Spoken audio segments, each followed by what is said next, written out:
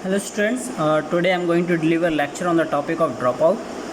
Student सबसे पहले मैं आपको प्रॉब्लम से स्टार्ट करूँगा कि क्यों हम ड्रॉप आउट मैकेनिज़्म का यूज़ करते हैं न्यूरल नेटवर्क में, है ना। तो जब कभी भी आपका न्यूरल नेटवर्क बहुत बड़ा होता है, बड़ा होता है मतलब कि उसमें बहुत सारे लेयर्स होते हैं, बहुत सारे नोड्स होते हैं। तो बहुत सारे नोड्स अगर होंगे तो बहुत सारे वेट्स होंगे, है ना। तो यहाँ पर हर एक वेट जो है एक हाइपर पैरामीटर कहलाता है आपके न्यूरल नेटवर्क का, है ना। तो जब कभी भी आपके न्यूरल नेटवर्क में हाइपर पैरामीटर्स बहुत ज़्यादा होते हैं और आपका डेटा सेट स्मॉल होता है तो ओवरफिटिंग की प्रॉब्लम आती है। ओवरफिटिंग प्रॉब्लम तब भी आती है जब आपका ट्रेनिंग और टेस्टिंग डेटा सेट जो है इम्प्रॉपर बैलेंस मतलब जो है ढंग से अच्छे से बैलेंस नहीं होता है ना। तो जब आपका डेटा सेट नॉइज़ी होता है मतलब इम्प्रॉपर होता है और आपका डेटा सेट छोटा होता है और हाइपर पैरामीटर ज़्यादा होते हैं तो ओवरफिटिंग की प्रॉब्लम आती है, जिसके कारण जनरलाइजेशन एरर बढ़ जाती है। तो ओवरफिटिंग की प्रॉब्लम को समझाने के लिए मैं आपको यहाँ इस प्लॉट से समझाता हूँ आपको, है ना। यहाँ पे जो डार्क ब्लू डॉट्स दिख रही हैं आपको इधर, है ना, तो वो आपको बता रहे हैं ट्रेनिंग सैंपल्स, है ना। तो और जो स्मॉल डॉट्स दिख रही हैं आपको, है ना, ये जो स्मॉल डॉट्स दिख रही हैं वो आपके फंक्शन, आपके न्यूरल नेटवर्क के फंक्शन को रिप्रेजेंट कर रहे हैं, ठीक है। तो यहाँ पे 3 केसेस दिए गए हैं, अंडर फिटिंग, बेस्ट फिटिंग और ओवर फिटिंग। अंडर फिटिंग तब होती है जब जो फंक्शन न्यूरल नेटवर्क लर्न करता है ना, वो बिल्कुल भी आपके ट्रेनिंग सैंपल को कवर नहीं करता है। तो आप देख रहे हैं ये जो डार्क डॉट्स दिख रही हैं वो आपके ट्रेनिंग सैंपल, जो स्मॉल डॉट्स दिख रही हैं वो प्रिडिक्शन है आपके न्यूरल नेटवर्क का, है ना। तो आप देख रहे हैं कि प्रिडिक्शन और जो आपका करेक्ट आउटपुट है वो कहीं से कहीं तक भी मैच नहीं कर रहा है, तो इसको हम बोलते हैं अंडर फिटिंग। यहाँ पर आप देखिए जो न्यूरल नेटवर्क का जो प्रिडिक्शन है, प्रिडिक्शन वाला जो डॉट्स हैं वो काफ़ी हद तक जो है आपके ट्रेनिंग सैंपल को मैच कर रहे हैं, है ना, और काफ़ी इनके बीच में से जा रहा है। तो आप कह सकते हैं कि ये जो फंक्शन है न्यूरल नेटवर्क का, वो जिस फंक्शन को उसने लर्न किया है वो काफ़ी हद तक कैसा है, जनरल है, काफ़ी हद तक वो क्या है, बहुत जनरल है ना। तो इसको हम बोलते हैं बेस्ट फिटिंग। और यहाँ पर आप देख रहे हैं कि यहाँ पर जो वो प्रिडिक्शंस कर रहा है, वो जहाँ पर जो आपको फंक्शन आउटपुट में मिल रहा है आपके न्यूरल नेटवर्क का, वो हर एक जो है आपके ट्रेनिंग सैंपल को कवर करने की कोशिश कर रहा है, आपके हर एक ट्रेनिंग सैंपल को कवर करने की कोशिश कर रहा है। उसका प्रिडिक्शन बहुत ही ज़्यादा सही है ना, कब, ट्रेनिंग टाइम पे, है ना। बट जब मैं इसको दूसरा डेटा सेट देता हूँ, टेस्टिंग डेटा सेट, है ना, ट्रेनिंग तो वो हो गया जब ट्रेनिंग करा रहा हूँ, मैंने उसको जो डेटा सेट दिया वो टेस्टिंग डेटा सेट से डिफरेंट होगा। जब मैं उसको टेस्टिंग कराऊंगा तो यहाँ पर जो है जनरलाइजेशन एरर बढ़ जाती है। क्यों? क्योंकि यहाँ पे इसने किसको कवर करने की कोशिश की है, ट्रेनिंग डेटा को कवर करने की कोशिश की, ना कि टेस्टिंग डेटा को।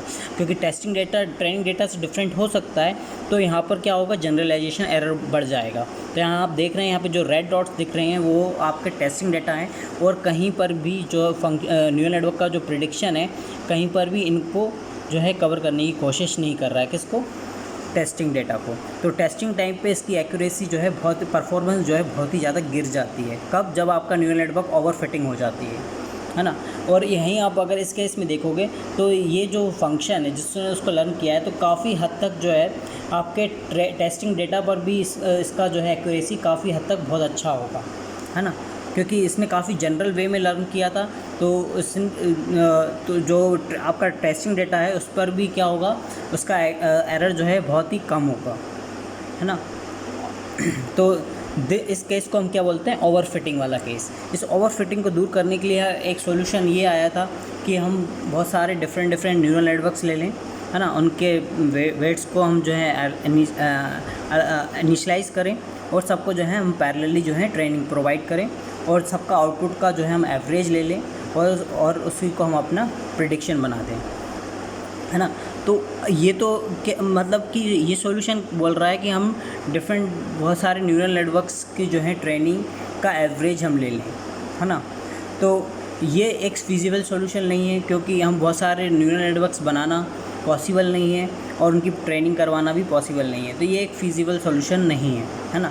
तो इस प्रॉब्लम को दूर करने के लिए क्या लेकर आए, drop out mechanism. Drop out mechanism भी यही करता है कि डिफरेंट न्यूरल नेटवर्क्स की ट्रेनिंग का ये जो है अप्रॉक्सीमेशन करता है ना। तो अब उसको करने के लिए उसने क्या किया, वो हर इटरेशन में क्या करता है, अपने न्यूरल नेटवर्क को एक अलग ही टाइप का न्यूरल नेटवर्क बना देता है। कैसे? ड्रॉप आउट मैकेनिज्म का यूज़ करके। ड्रॉप आउट में क्या करता है, हर इटरेशन में अपने कुछ नोड्स को जो है इनएक्टिव कर देता है। जब ये कुछ नोड्स को जो है इनएक्टिव कर देगा तो वो एक अलग ही टाइप का न्यूरल नेटवर्क बन जाता है ना। तो ये रैंडमली जो है नोड्स को चूज़ करता है ड्रॉप आउट के लिए, है ना। तो देख रहे हैं आप इस इटरेशन में इन दोनों को चूज़ किया और इस इटरेशन में इन दोनों नोड्स को चूज़ किया है उसने ड्रॉप आउट के लिए। तो क्या कर रहा है, हर इटरेशन में अपने न्यूरल नेटवर्क को जो है, सेम न्यूरल नेटवर्क को जो है डिफरेंट न्यूरल नेटवर्क बना दे रहा है by using drop out mechanism, है ना। तो ड्रॉप आउट मैकेनिज्म क्या करते हैं, जैसे आप देख रहे हैं ये आपका न्यूरल नेटवर्क है before drop out. After drop out क्या किया उसने, इन जो यहाँ पर नोड्स हैं जिन पे क्रॉस लगा हुआ है, ये वो नोड्स हैं जिनको ड्रॉप आउट किया गया है। तो क्या करेगा, इसमें इसके जितने भी आउटपुट कनेक्शन है उसको हटा दिया जाता है, जो इनपुट कनेक्शन है उनको भी हटा दिया जाता है। मतलब उनको जिस नोड को ड्रॉप आउट किया गया है उनके इनपुट और आउटपुट लिंक्स को कंसिडर नहीं किया जाता है। तो ड्रॉप आउट करता क्या है, ड्रॉप आउट में होता क्या है कि हम ये एक नॉइज़ी ट्रेनिंग प्रोसेस होती है ना। इसको हम नॉइज़ी ट्रेनिंग प्रोसेस बोलते हैं, है ना। इसमें क्या करते हैं, कुछ नोड्स को जो है क्या करते हैं, प्रोबेबिलिस्टिकली कम और ज़्यादा रिस्पॉन्सिबिलिटी दे देते हैं इनपुट की। प्रोबेबिलिस्टिकली क्यों बोल रहे हैं, क्योंकि यहाँ पे प्रोबेबिलिस्टिकली किसी नोड को इनएक्टिव और एक्टिव किया जाता है। तो प्रोबेबिलिस्टिकली हम कुछ नोड्स को जो है हाई रिस्पॉन्सिबिलिटी दे देते हैं और कुछ को हम जो है कम रिस्पॉन्सिबिलिटी दे देते हैं। जिनको हम एक्टिव कर देते हैं प्रोबेबिलिस्टिकली उनको हाई रिस्पॉन्सिबिलिटी मिल जाती है, जिनको हम प्रोबेबिलिस्टिकली इनएक्टिव कर देते हैं उनको लो रिस्पॉन्सिबिलिटी मिल जाती है ना। तो यहाँ पे होता क्या है, ये लर्न कैसे करता है, इसमें एक्चुअली में क्या होता है कि अगर किसी नोड को एक्टिव होना था पर वो प्रोबेबिलिस्टिकली चूज़ कर लिया गया है इनएक्टिव होने के लिए, तो क्या होगा, उसके कारण एरर जनरेट होने वाली है। तो उस एरर को हटाने के लिए दूसरे नोड्स क्या करेंगे, को एडेप्शन करने लग जाएंगे, वो एडेप्ट करने लग जाएंगे ताकि एरर कम हो जाए, है ना। तो इस को एडेप्शन के कारण क्या हो जाता है, आपका न्यूरल नेटवर्क जो है रोबस्ट बन जाता है और वो जो है काफ़ी जनरल पैटर्न को लर्न करने लगता है और ओवरफिटिंग की प्रॉब्लम दूर हो जाती है। ड्रॉप आउट कैसे किया जाता है, ड्रॉप आउट हम हर एक लेयर पे लगाते हैं। ड्रॉप आउट में हम हर एक लेयर में से कुछ नोड्स को रैंडमली चूज़ करते हैं ड्रॉप आउट के लिए, है ना। अब हमको कितने नोड्स चूज़ करना है, इसके लिए हम प्रोबेबिलिटी का यूज़ करते हैं, है ना। यहाँ पे हम एक प्रोबेबिलिटी पी सिलेक्ट करते हैं, है ना, जिसकी वैल्यू जो है 0 से 1 के बीच में होती है ना। जिसके बेसिस पे हम किसी नोड को चूज़ करते हैं कि वो एक्टिव रहेगा या इनएक्टिव रहेगा। मोस्ट कॉमनली जो है ये जो वैल्यू होती है वो 0.5 ली जाती है, क्योंकि इस पर जो है रिजल्ट्स काफ़ी अच्छे मिले हैं।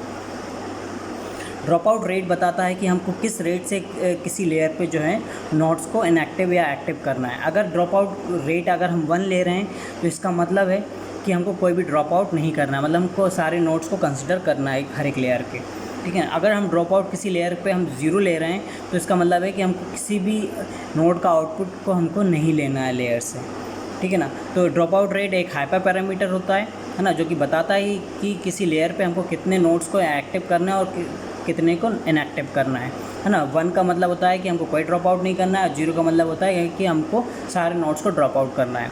गुड वैल्यू क्या होती है ड्रॉप आउट के लिए, हिडन लेयर्स के लिए अगर बात की जाए तो ये ड्रॉप आउट की जो बेस्ट वैल्यू जो है 0.5 से 0.8 के बीच में लाई करती है। और अगर मैं इनपुट लेयर के लिए बात करूँ तो यही वैल्यू जो है 0.8 या उससे ज़्यादा लाई करती है। Thank you.